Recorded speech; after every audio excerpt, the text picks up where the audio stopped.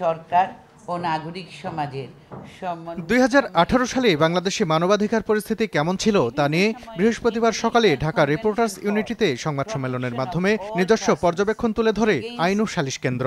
ওইখান থেকেও আমাদের বের হয়ে আসতে বিগত বছরগুলোর ধারাবাহিকতায় শিশু ও মাতৃমৃত্যুর হার কমিয়ে আনা, নারী শিক্ষার হার বৃদ্ধি এবং স্বাস্থ্যসেবার ক্ষেত্রে অগ্রগতি হয়েছে বলে উল্লেখ করা হয় প্রতিবেদনে। তবে 2018 সালে মানবাধিকার পরিস্থিতির অবনতি হয়েছে বলে দাবি সংস্থাটির। যখন মাদকাসক্তির বিরুদ্ধে অভিযান শুরু হলো মে মাসে, তখনই কিন্তু সবচেয়ে বেশি বিচার বহির্ভূত হত্যাকাণ্ড ঘটেছিল। আমাদের দেশে সামাজিক অর্থনৈতিক উন্নয়ন হয়েছে।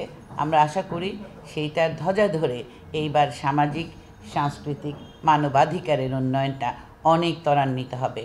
আইন ও সালিশ কেন্দ্রের প্রতিবেদনের সাথে একমত নন স্বরাষ্ট্রমন্ত্রী।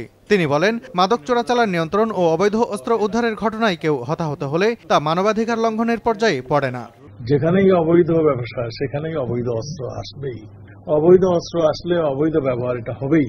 পুলিশ তার বসে থাকতে পারে না। পুলিশ তাকে তার জীবনের ঝুঁকিটাও তো রয়েছে, সেই ঝুঁকি সামলানোর জন্যই ফায়ার ওপেন করে, এবং সেইখানে যদি কেউ হত হয় কিংবা নিহত হয় কিংবা আহত হয়, সেখানে তার তো কিছু করার থাকে না। এখানে মানবাধিকার লঙ্ঘনের আমি কোনো সুস্পষ্ট নিদর্শন পাই না। আইন শৃঙ্খলা পরিস্থিতি উন্নয়নের পাশাপাশি মানুষের অধিকার রক্ষায় বাংলাদেশ সরকার সর্বাত্মক প্রচেষ্টা চালিয়ে যাচ্ছে বলে জানান তিনি।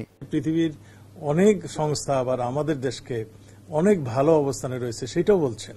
সালাউদ্দিন সুমন, সময় সংবাদ, ঢাকা।